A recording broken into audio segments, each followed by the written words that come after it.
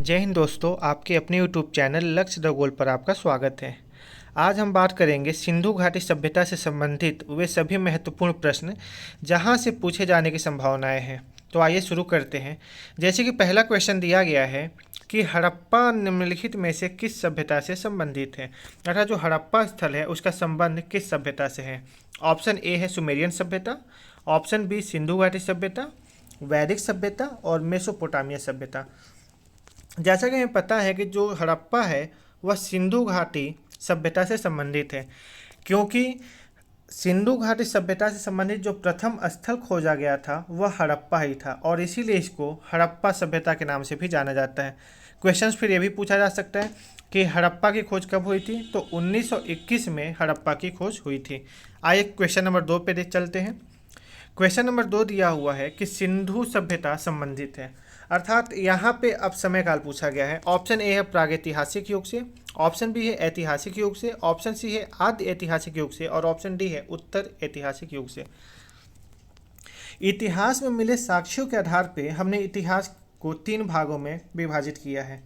ठीक है, जैसे कि सबसे पहले वह समय जिसमें कि ना तो हमें कोई लिखित साक्ष्य मिलता है, दूसरा समय वह था जब हमें लिखित साक्ष्य तो मिला लेकिन उसको पढ़ा नहीं जा सका, और तीसरा वह समय रहा जब लिखित साक्ष्य भी मिला और उसको पढ़ा भी जा सका।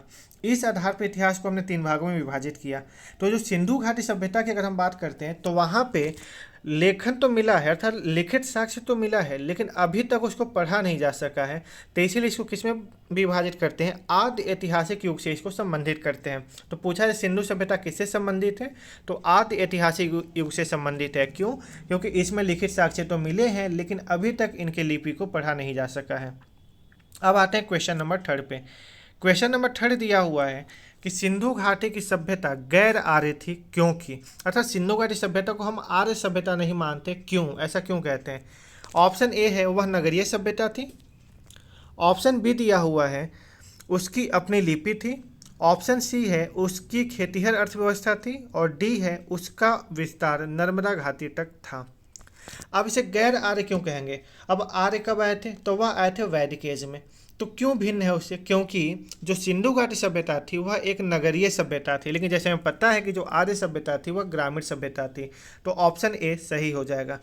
आप लोग कोशिश करिए कि क्वेश्चन जब मैं लाऊं, नेक्स्ट क्वेश्चन जब मैं ला रहा हूं, तो पहले आप लोग क्वेश्चन आने के बाद पॉज कर दिया करिए, फिर देखिए कि क्या आपको क्या इस क्वेश्चन का आंसर पता है। फिर उसके बाद जब वीडियो देखेंगे तो वो क्या होगा कि आपके क्वेश्चन वो पूरी तरह से याद हो जाएगा, क्योंकि सारे क्वेश्चंस बहुत ही महत्वपूर्ण क्वेश्चन हैं। आइए देखते हैं क्वेश्चन नंबर 4 में। क्वेश्चन नंबर 4 कह रहा है कि सिंधु घाटी संस्कृति वैदिक सभ्यता से भिन्न थी, क्यों, अर्थात जो सिंधु घाटी संस्कृति है वो वैदिक सभ्यता से क्यों भिन्न है। ऑप्शन ए दिया हुआ है कि इसके पास विकसित शहरी जीवन की सुविधाएं थी। तो जी हाँ, बात बिल्कुल सही है। जो सिंधु घाटी सभ्यता थी उसे प्रथम नगरीय सभ्यता भी कहा जाता है। क्लियर, यानी कि ऑप्शन ए सही है। ऑप्शन बी कह रहा है इसके पास चित्रलेखीय लिपि थी।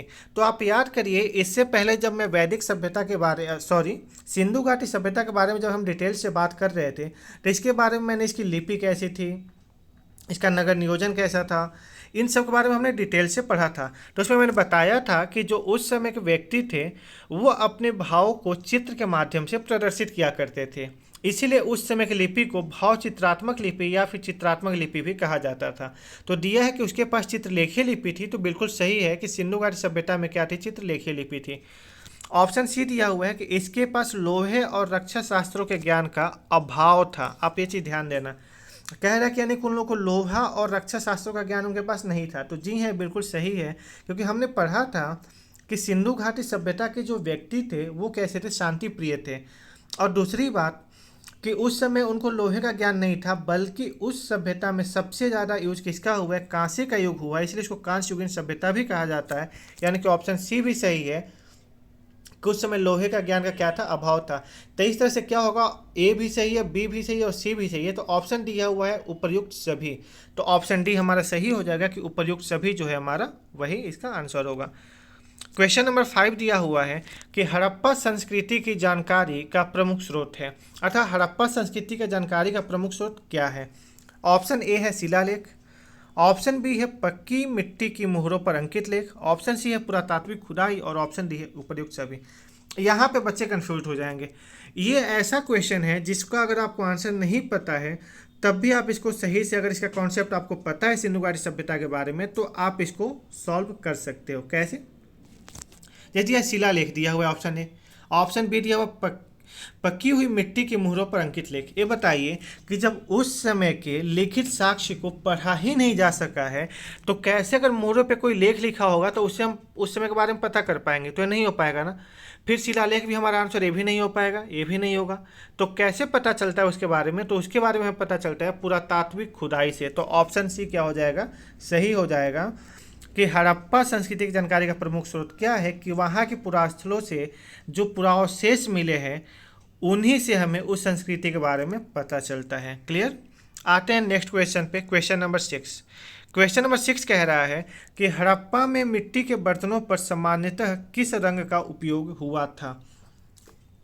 ऑप्शन ए है लाल, ऑप्शन बी है नीला, फिर हरा, सी है पांडु और डी है क्या?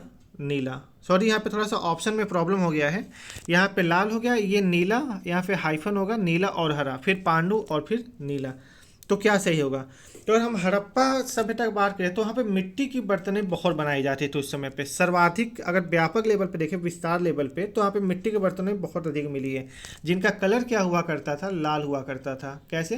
क्योंकि उस समय जो बर्तनें बनाई जाती थी उसमें रेत मिलाया जाता था। जब रेत मिलाया जाता था तो गर्म होने के बाद, पकने के बाद वह थोड़ा थोड़ा क्या होता है? लाल कलर का हो जाता था। फिर उसके ऊपरी हिस्से को लाल कलर से, जैसे मान लेते हैं कि ये कोई मिट्टी का बर्तन हो गया, तो इसके ऊपरी हिस्से को इसको क्या करेंगे? लाल कलर से पेंट करते थे और नीचे वाले को ब्लैक कलर से पेंट करते थे और उसके बाद क्या करते थे? इस पे अनेक तरह के डिजाइन बनाते थे। तो क्वेश्चन पूछा गया कि हड़प्पा में मिट्टी के बर्तनों पर सामान्यतः किस रंग का इस्तेमाल हुआ है? तो लाल रंग का, याद रखिएगा। ये क्वेश्चन बहुत महत्वपूर्ण है और यूपी ट्रिपल एससी ने कई बार पूछा इस क्वेश्चन को। अगला दिया हुआ है क्वेश्चन कि निम्नलिखित पशुओं में से किस एक का संस्कृति में पाई गई मुहरों और टेराकोटा कलाकृतियों में निरूपण नहीं हुआ था? यानी कि ऐसा कौन सा है, कौन से ऐसा पशु है जिसके बारे में उस समय की कलाकृतियों में नहीं बताया गया है? ऑप्शन ए है गाय, हाथी, गैंडा और बाघ। तो देखिए, अगर हम देखते हैं तो वहाँ से बहुत सारे हमें मुहरें प्राप्त हुई हैं, जिस मुहरों पर कई सारे पशुओं के आकृति को निर्मित किया गया है। तो उसमें से हमने देखा है कि हाथी, गैंडा और बाघ इनके तो मिलते हैं, लेकिन गाय का कहीं पे भी नहीं मिलता है। तो ऑप्शन ए क्या हो जाएगा? गाय आपका सही आंसर होगा। तो आप ध्यान देना कि यहाँ पे नहीं लिखा हुआ है। कई बार बच्चे नहीं को ध्यान नहीं देते हैं और क्या होता है? आंसर गलत करके आ जाते हैं। तो अगर हम हड़प्पा सभ्यता में बात करें तो उस समय सबसे ज़्यादा किस जंतुओं के मिलते हैं आकृतियाँ? जैसे हाथी हो गया, गैंडा हो गया, बाघ हो गया, हिरण और भेड़ा आदि का अंकन मिलता है। लेकिन गायों की महत्व की बात करें तो वह वैदिक काल से प्रारंभ हुआ था, ना कि सिंधु घाटी सभ्यता से। ठीक है, आते हैं नेक्स्ट क्वेश्चन पे, क्वेश्चन नंबर 8। क्वेश्चन नंबर 8 दिया हुआ है कि एक जूते हुए खेत की खोज की गई थी, अर्थात एक ऐसा खेत मिला है कि जो कि जूता हुआ था। ठीक है, तो उसका साक्ष्य कहाँ से मिला है? ऑप्शन ए दिया हुआ है मोहनजोदड़ो से, ऑप्शन बी है कालीबंगा से, ऑप्शन सी है हड़प्पा से और ऑप्शन डी है लोथल से। तो कहाँ से मिला है? यह मिला है आपका कालीबंगा से। तो क्वेश्चन पूछा गया है, कई बार पूछा जा चुका है कि जुते हुए खेत का साक्ष्य कहाँ से मिलता है हड़प्पा सभ्यता में? तो वह मिलता है आपका कालीबंगा से। क्लियर?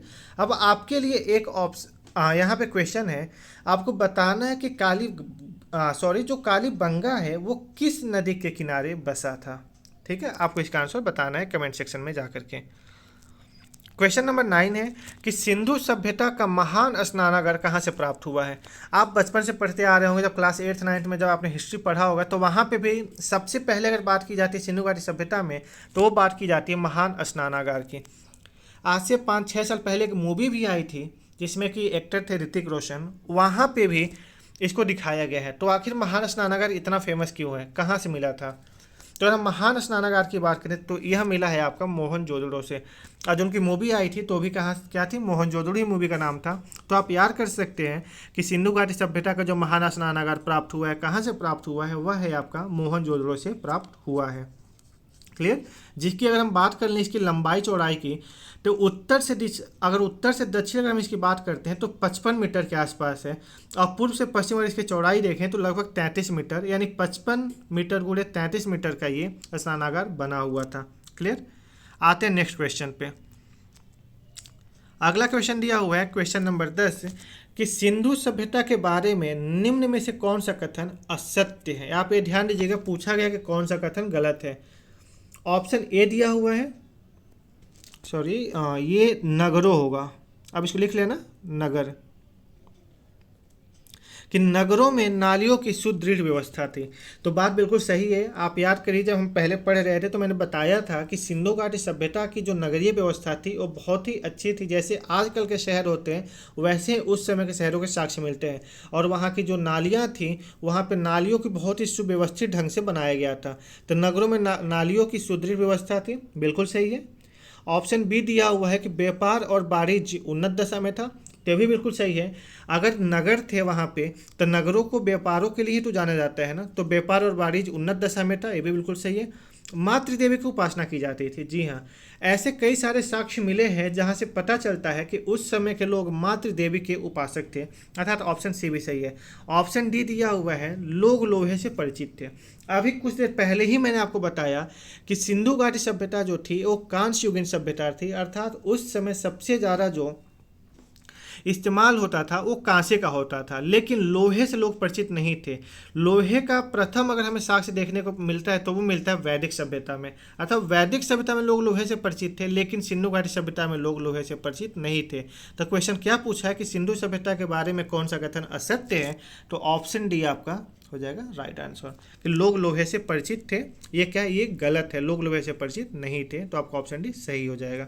ठीक है, क्वेश्चन नंबर 11 पे आते हैं। क्वेश्चन में 11 दिया हुआ है कि सिंधु घाटी सभ्यता जानी जाती है। तो सिंधु घाटी सभ्यता किस लिए जानी जाती है। नंबर 1 दिया हुआ, आप देखिए क्वेश्चन का यहाँ पे थोड़ा सा मैंने तरीका चेंज कर दिया है। पहले यहाँ पे क्वेश्चन दिया हुआ है ऐसे, आप देखिए कि सिंधु घाटी सभ्यता जानी जाती है, यहाँ पे 1 2 3 4 करके दिया हुआ है। फिर नीचे दिया गया है कि नीचे दिए गए कूटों में से सही उत्तर का चयन करें। फिर आपका यहाँ पे ऑप्शन दिया हुआ है, option A, option B, option C और ऑप्शन डी। तो ऐसे भी क्वेश्चन पूछे जाते हैं, इसलिए मैंने 1 2 क्वेश्चन इस प्रकार के उठा लिए हैं। तो दिया कि सिंधु घाटी सभ्यता जाने जाते हैं किस लिए, अपने नगर नियोजन के लिए। जी हाँ, बिल्कुल सही है, वो अपने नगर नियोजन के लिए जानी जाती है, क्योंकि वो विश्व की प्रथम एक तरह से नगरीय सभ्यता थी वो।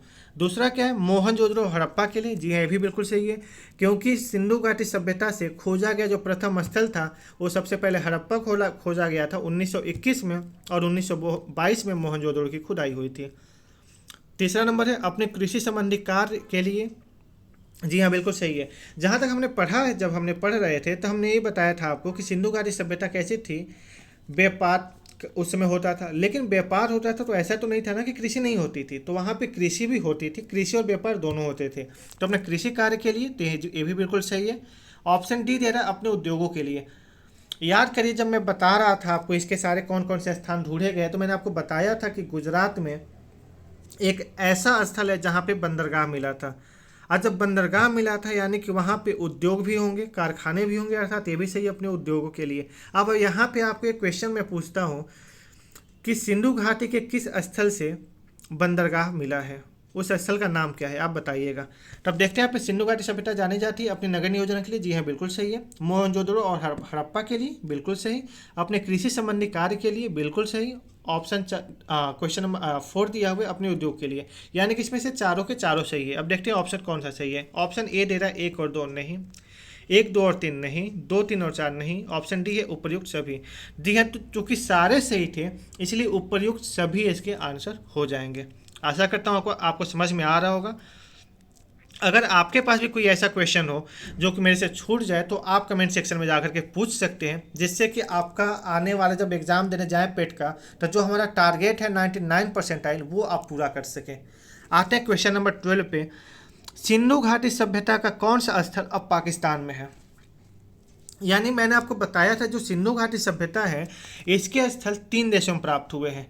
पहला है अफगानिस्तान, दूसरा है पाकिस्तान और तीसरा है इंडिया अर्थात भारत। अर्थात 3 देशों से इसके स्थल प्राप्त हुए हैं। तो पूछा है कि इसमें से दिए गए जो ऑप्शन दिए हैं इसमें से कौन सा ऐसा स्थल है जो कि अब पाकिस्तान में है। ऑप्शन ए दिया हुआ है कालीबंगा, ऑप्शन बी है हड़प्पा, ऑप्शन सी है लोथल और डी है आलमगीरपुर। तो अगर हम देखें तो पहले ही मैंने आपको बताया था कि जो हड़प्पा है यह क्या है, पाकिस्तान में स्थित है। तो आप याद रखिएगा कि हड़प्पा हो गया, मोहनजोदड़ो हो गया, सब कहाँ पे, पाकिस्तान में है। लेकिन कालीबंगा, लोथल, आलमगीरपुर, यह तो आपके कहाँ पे, भारत में है। और आलमगीरपुर तो एक ऐसा है जो कि उत्तर प्रदेश में ही है। क्लियर। अगले क्वेश्चन पे आते हैं। दिया हुआ कि निम्न में से किसका सुमेल नहीं है। अब यहाँ पे एक आपको अच्छा क्वेश्चन मिला, यहाँ से भी क्वेश्चन पूछे जाते हैं। तो आइए देखते हैं। ऑप्शन ए दिया हुआ है आलमगीरपुर उत्तर प्रदेश, ऑप्शन बी है लोथल गुजरात, ऑप्शन सी है कालीबंगा हरियाणा और ऑप्शन डी है रोपड़ पंजाब। तो कौन सा सुमेल नहीं है। तो मैं अभी आपको बताया हूँ कि जो आलमगीरपुर है यह उत्तर प्रदेश में है, अर्थात ये बिल्कुल हमारा क्या है, सही है। ऑप्शन बी जो दिया हुआ है लोथल है, तो लोथल कहाँ पे है, गुजरात में है, ये भी बिल्कुल सही है। ऑप्शन सी कालीबंगा दिया है हरियाणा, तो जी नहीं, कालीबंगा जो है हरियाणा में नहीं है, बल्कि यह कहाँ पे है, यह है आपका राजस्थान में। तो इसलिए हमारा क्या हो जाएगा, ऑप्शन सी ही हो जाएगा इसका सही आंसर। पूछा है ना कि कौन सा सुमेल नहीं है, तो ये सुमेलित नहीं है। आइए ऑप्शन डी भी देख लेते हैं। ऑप्शन डी दिया हुआ है रोपड़, तो बिल्कुल सही है, रोपड़ पंजाब में है। तो कालीबंगा कहाँ पे, कालीबंगा है राजस्थान में। ठीक है, तो आप याद रखिएगा कौन सा इसका ऑप्शन हो जाएगा फिर, कि कौन सा सुमेलित नहीं है। तो ऑप्शन सी आपका सही आंसर हो जाएगा, कालीबंगा हरियाणा, क्योंकि कालीबंगा राजस्थान में है। तो आप याद करते चलिए। नेक्स्ट क्वेश्चन है कि रंगपुर जहाँ हड़प्पा के समकालीन सभ्यता थी है, अर्थात रंगपुर कैसा एक हड़प्पा कालीन सभ्यता से संबंधित स्थल है। तो पूछा जा रहा है कि रंगपुर है तो है कहाँ पे। क्लियर। तो आपको क्या लगता है, ऑप्शन ए दिया हुआ है पंजाब में, ऑप्शन बी है पूर्वी उत्तर प्रदेश, ऑप्शन सी है सौराष्ट्र और ऑप्शन डी है राजस्थान। तो रंगपुर कहाँ पे है, तो रंगपुर गुजरात के सौराष्ट्र एरिया में है।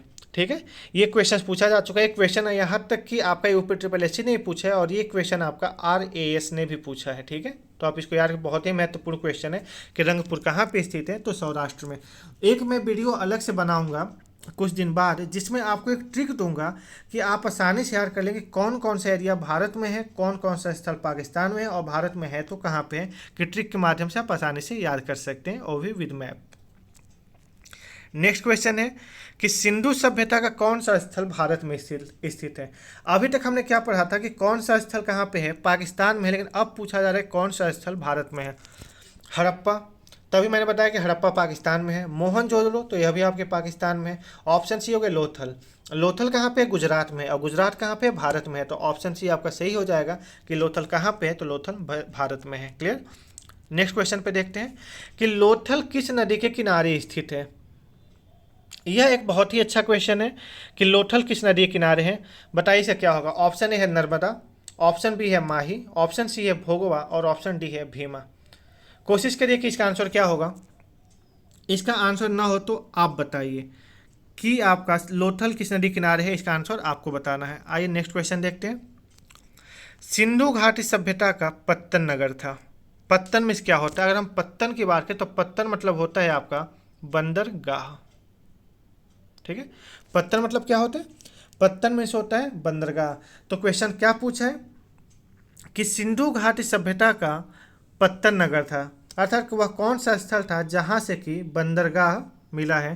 तो कौन सा आपका हो जाएगा, सही आंसर क्या हो जाएगा, हो जाएगा आपका, वह हो जाएगा आपका लोथल। ठीक है, तो बंदरगाह कहाँ से मिला है, तो वो मिला है आपका लोथल से। तो आइए नेक्स्ट क्वेश्चन पे आते हैं। क्वेश्चन नंबर 18, यह दिया हुआ है कि निम्नलिखित में से कौन सा सिंधु घाटी सभ्यता से संबंधित स्थल नहीं है।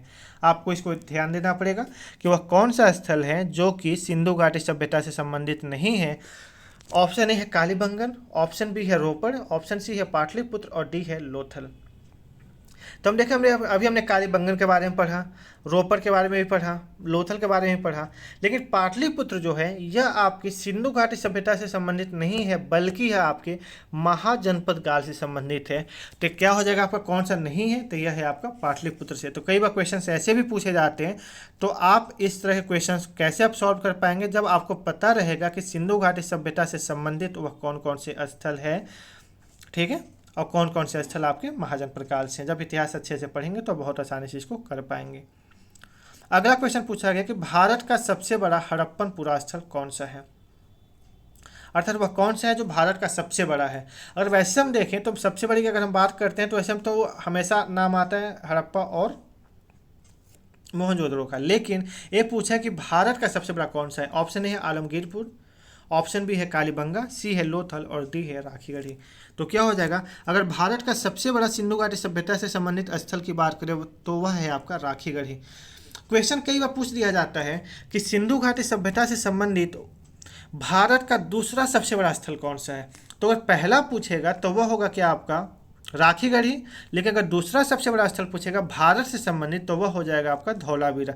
और धौलावीरा एक ऐसा शहर है जो कि सिंधु घाटी सभ्यता में सबसे विशेषता उसकी यह थी कि सिंधु घाटी सभ्यता के सभी जो स्थल थे वह 2 भागों में विभाजित थे, लेकिन जो धौलावीरा था वह आपके 3 भागों में विभाजित था। तो आइए देखते हैं अगले क्वेश्चन पे कि सिंधु घाटी के लोग विश्वास करते थे, अर्थात किस पे विश्वास करते थे, आत्मा और ब्रह्म में, कि कर्मकांड में, या यज्ञ प्रणाली में, या ऑप्शन डी मातृशक्ति में। तो अगर हम सिंधु घाटी सभ्यता के बारे में बात करें तो इसके बारे में हमें जानकारी कैसे मिलती है, जो उस समय के अवशेष मिले हैं, जो साक्ष्य मिले हैं खुदाई के समय पे। तो अगर खुदाई के समय जब हमने देखा तो अवशेष मिला है, तो ऐसे बहुत सारे साक्ष्य मिले हैं जहाँ से हमें पता चलता है कि उस समय के लोग मातृशक्ति पे विश्वास करते थे और मातृशक्ति की ही पूजा किया करते थे। ठीक है, किसकी उपासना करते थे, मातृशक्ति अर्थात नारी शक्ति की उपासना करते थे। आइए नेक्स्ट क्वेश्चन पे आते हैं। अगला क्वेश्चन दिया गया है कि सिंधु घाटी के लोग पूजा करते थे, अर्थात सिंधु घाटी के लोग किसकी पूजा करते थे। ऑप्शन ए पशुपति की, ऑप्शन बी इंद्र और वरुण की, ऑप्शन सी ब्रह्मा की, और ऑप्शन डी विष्णु की। तो अगर हम देखें तो सिंधु घाटी के जो लोग थे वो पशुपति की पूजा किया करते थे। पशुपति मतलब क्या होता है, अर्थात शंकर जी की, शिव जी की।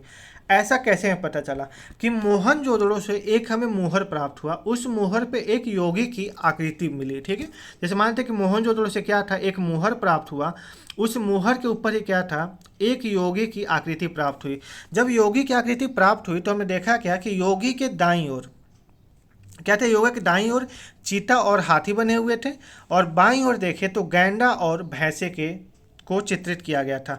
और योगी के सिर के पास अर्थात यहाँ पे एक त्रिशूल बना था, जिससे कि ये पता चलता है कि वह क्या थे, रुद्र शिव थे। और इसीलिए बताया गया कि सिंधु घाटी के लोग किसकी पूजा करते थे, पशुपति की पूजा किया करते थे। ठीक है, तो आपको समझ में आया। आते हैं अगले क्वेश्चन पे।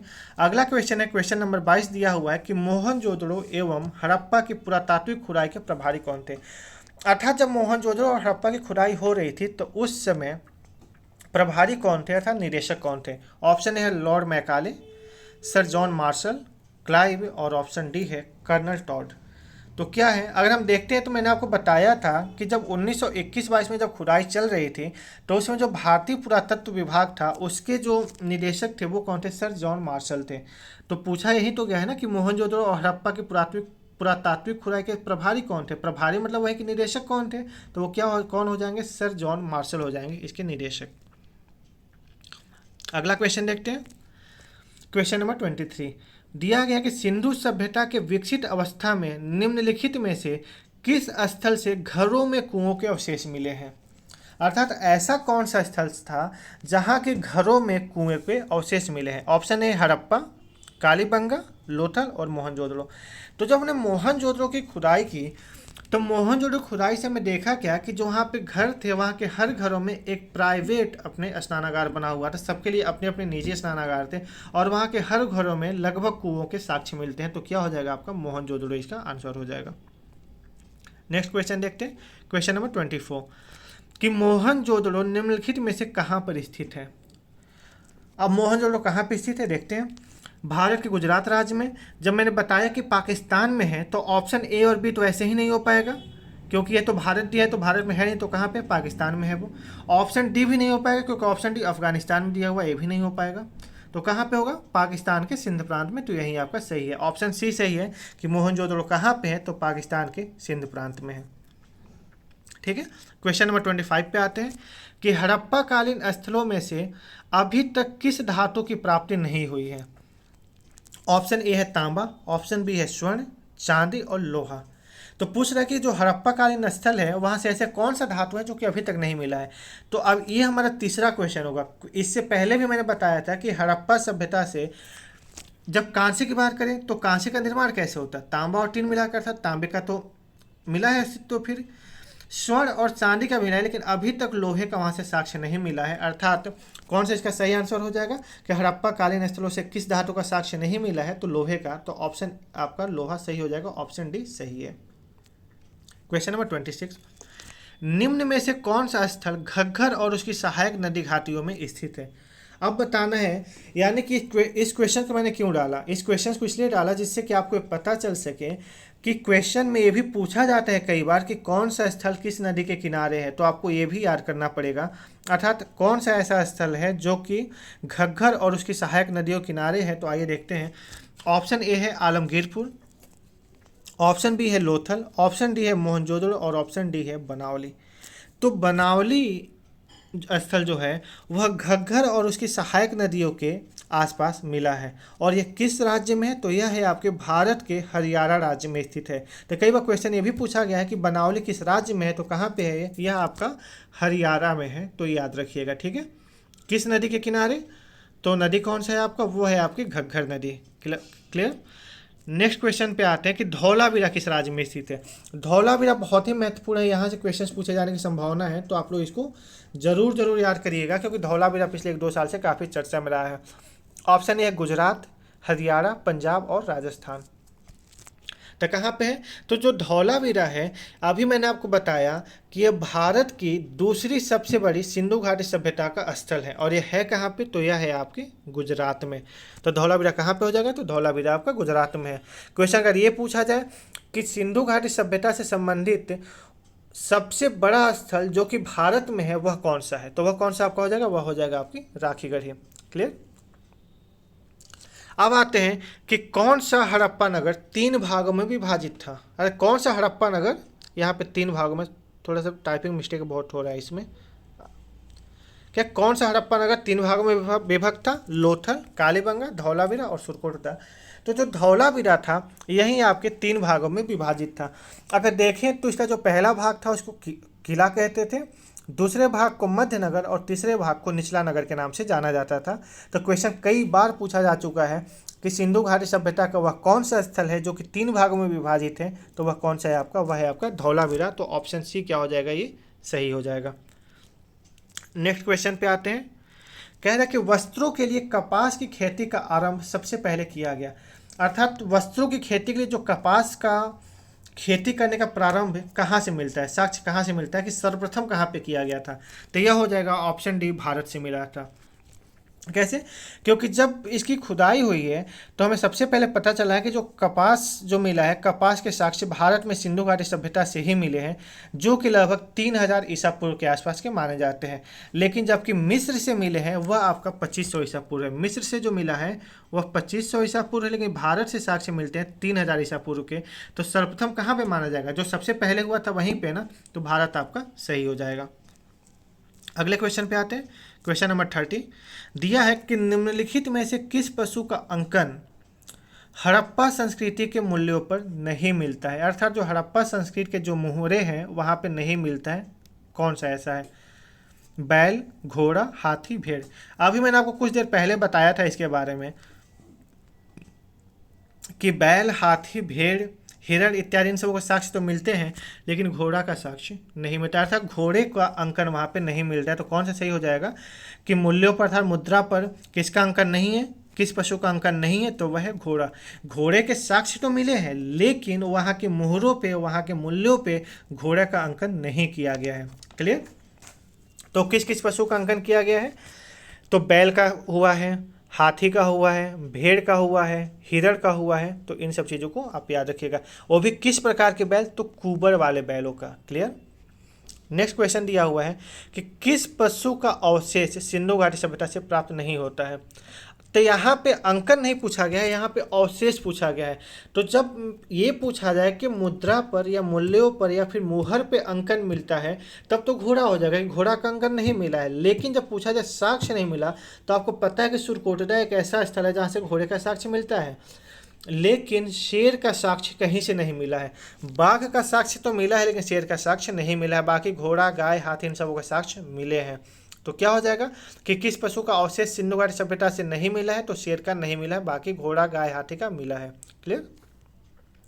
नेक्स्ट क्वेश्चन देखते हैं कि हड़प्पा सभ्यता के एक हिस्से लोथल की खोज किसने की थी। अब यहाँ पे क्वेश्चन पूछ दिया कि लोथल का खोज किसके द्वारा किया गया था, तो क्या हो जाएगा इसका आंसर, आप बताइए। तब तक आते हैं हम अगले क्वेश्चन पे। नेक्स्ट क्वेश्चन दिया हुआ है कि मोहनजोदड़ो शब्द का अर्थ क्या है। तो जब मैं पढ़ा रहा था डिटेल्स में तो मैंने बताया था कि मोहनजोदड़ो का अर्थ होता है मृतकों का टीला। अब देखते हैं ऑप्शन कौन सा सही है। पसंदीदा शहर नहीं, माउंट ऑफ द डेड, अर्थात माउंट ऑफ द डेड अर्थात मृतकों का टीला, यही आपका सही आंसर है। तो मोहनजोदड़ो का अर्थ क्या हो जाएगा, mount of the dead Mohenjodaro का अर्थ हो जाएगा। अगला क्वेश्चन दिया है कि सिंधु घाटी सभ्यता में घोड़े के अस्थियों के अवशेष कहाँ से मिले हैं। अभी मैं थोड़ी देर पहले बताया हूँ कि घोड़े के साक्ष्य कहाँ से मिलते हैं, तो वह है आपका सुरकोटदा से घोड़े के साक्ष्य मिले हैं। तो ऑप्शन डी क्या हो जाएगा आपका सही हो जाएगा। तो मैं आशा करता हूँ कि मैंने आपको जो भी बताया आपको समझ में आया होगा। मैंने 2 क्वेश्चंस के आंसर नहीं बताए हैं, क्योंकि इस क्वेश्चन के आंसर अगर मैं सारे क्वेश्चन का आंसर बता दूंगा तो आप केवल इसको देखेंगे और देख करके वीडियो बंद कर देंगे फिर। लेकिन अगर जिस क्वेश्चन का मैं आंसर नहीं बताऊंगा उससे फ़ायदा ये होगा कि आप उसका क्वेश्चन किताब में ढूंढेंगे, जिससे कि और बेहतर से उसके चक्कर में आपके और कई सारे क्वेश्चन आपके तैयार हो जाएंगे, जिससे कि आपका टारगेट कंप्लीट हो जाएगा। तो जो मेरा टारगेट है उसके लिए जो भी मैं आपको बताऊं करने के लिए आप वो सब करते जाइए। मेरी गारंटी है कि आपकी परसेंटाइल बहुत ही अच्छी आएगी। और जो जैसे कि इस बार आपने देखा कि बहुत सारे एलडीसी का पेपर हुआ है, सप्लाई इंस्पेक्टर का पेपर हुआ है, तो इन सब पेपर में जिसका परसेंटाइल 99 से कम था किसी को भी मौका नहीं मिला है। तो इससे ऊपर परसेंटाइल लाएंगे तभी हमें मौका मिलेगा। तो इसके लिए आपको एक स्ट्रेटजी लेकर चलनी पड़ेगी। तो उसके लिए जैसे मैं बताता जाऊँ वैसे आप करते जाइए। और यदि आप इसका पीडीएफ चाहते हैं तो हमारे टेलीग्राम चैनल को ज्वाइन कर सकते हैं। टेलीग्राम चैनल का लिंक मैं डिस्क्रिप्शन में दे दूंगा। ठीक है, आशा करता हूँ कि आपको समझ में आया होगा। यदि कहीं कोई प्रॉब्लम होगी, यदि कोई ऐसा क्वेश्चन आपके पास होगा जो पूछना चाहते हैं तो कमेंट सेक्शन में जाकर के पूछ सकते हैं, मैं ज़रूर आंसर दूंगा। धन्यवाद।